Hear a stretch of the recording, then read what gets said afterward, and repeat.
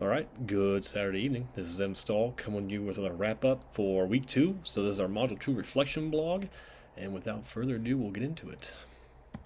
All right, so our objectives, we have 2 of them. Just want to recap what we read. The article this week was, "Are authentic leaders always moral?" And then we'll finish up with our response to the reading prompt questions. All right, so starting off with the article that we read that's kind of intuitive to this whole reading prompt and these questions that we were asked here at the end of the Module 2. The reading was, "Are authentic leaders always moral? The role of Machiavellianism and the relationship between authentic leadership and morality." Just real quick, I'm going to butcher that word throughout this, so I'm sorry and I apologize. So, just a recap of this. So the study analyzed whether authentic leadership consistently correlates with morality, focusing on how Machiavellian traits influence the connections. Additionally, examines whether authentic leaders always exhibit ethical behaviors and if the Machiavellianism shape their moral conduct. Like I said, I'm going to butcher that word. So, breaking that down just a little bit more, so some things I took out of the reading I thought were pretty interesting and kind of bring the whole reading into a nutshell.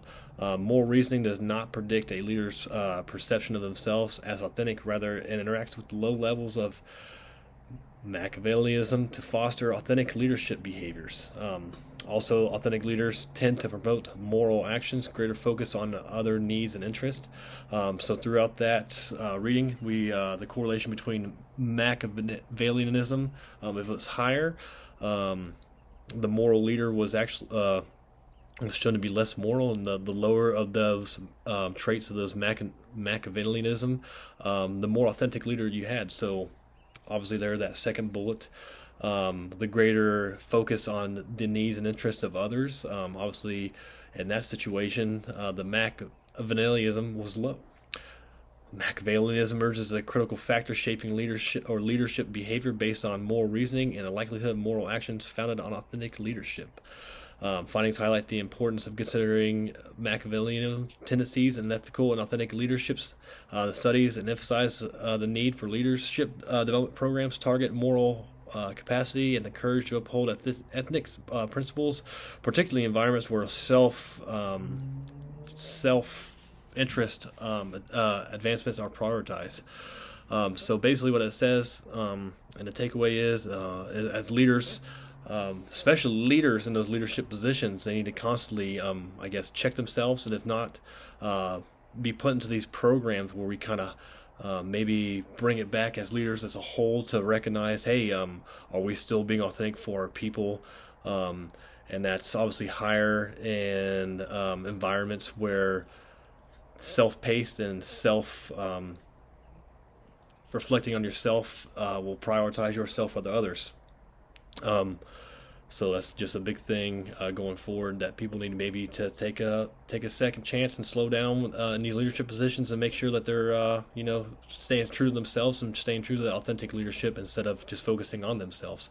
Now I know part of leadership is developing yourself to further on, but also bringing the people who you lead and who follow you up with you too. So it's a fine line. It's kind of got to be balanced, but at times as leaders ourselves, we need to take that time to reflect on ourselves and make sure we're still being authentic to our followers. All right, so moving on to the responses now. So these 3 questions were asked. I'll dive into a little bit. This is going to be geared obviously to where I work at. Now I have many bosses throughout the chain of command in the military and how it works, but mainly we're going to talk about my first frontline supervisor. He is a civilian, so it kind of that right there, civilian and military working together is a almost, I wouldn't say taboo, but is a not so ordinary style of chain of command and leadership that I deal with, but I'm very open to it, and it's actually been very good to me because although my leader is a civilian, he has 20 years prior service in the military, so he knows how the military works. He just retired and he's came back in as a civilian counterpart for that continuity reason in the military, which is hard to get sometimes because military members were constantly moving around and there's sometimes a lack of continuity. That's where our civilian counterparts come in and are very vital to the mission. So first question here, so is there a gap in moral actions in your leader, and how does that impact you in the workplace? I'll be right up like front right now. Like I said, my civilian equivalent or boss has been in for 20 years, and on top of that, he's been almost 20 years more as civilian, and there is no gap in his moral actions. As a leader, he is very by the book. He is very policy driven, which is good, but sometimes it can be a hindrance, especially as we're trying to get a mission done, and sometimes in order to get that mission done, you got to be flexible with how you do things. Now, I understand policy is there for a reason, but sometimes policy is adverse, and it slows the process down. So it's been a good I would say not an example, but it's been a good learning experience for myself to be under the civilian who's been actually teaching me a lot.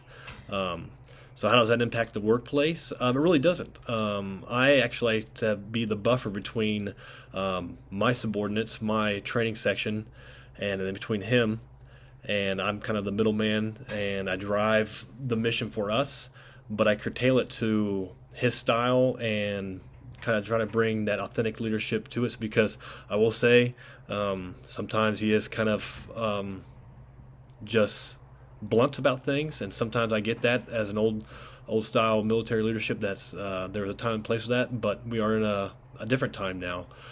We are on, I like to call them the Y generation, which in the military, like I said, you're talking 2-3 decades ago, it was taboo to ask why, especially as a military member. You don't ask why, you just do. Well, times are different now, and there's a reason people understand why. They're not asking why to question things, they're asking why just to understand the process. So that's where I think I bridge that gap, and it's been working out very well. So moving on to the second question here. If your leader does not have a gap in the moral action, is there a link between moral actions and your leader's leadership style? Like I said, I don't think there is a gap in his moral actions. So is there a link between moral actions and your leadership and your leader's leadership style? I think it's just that kind of old school mentality, right? They have their way of getting things done, and I tried to help out, kind of blend that with that old school style with the kind of the new school style, and it works out very well. Yes, there are days I think the stress mainly relies on me as the middleman, but I handle it and I get what needs to be done, and it makes my boss happy, and it makes my subordinates happy, and it's a good working relationship between everybody. This last question here: what have you learned from your leader that you implement into your own views of morality and leadership? One thing, like I said, he is policy driven, but it has made him very smart about the job. It's something I envy very much, and I tell him daily. One day, when I have the time underneath my belt, I will be as smart as he is, and I will be as influent into the programs and know how to run everything like the back of my hand. I call him the Godfather, and I call him the Don, because not only is he is vital to the mission that we do at Minot Air Force Base.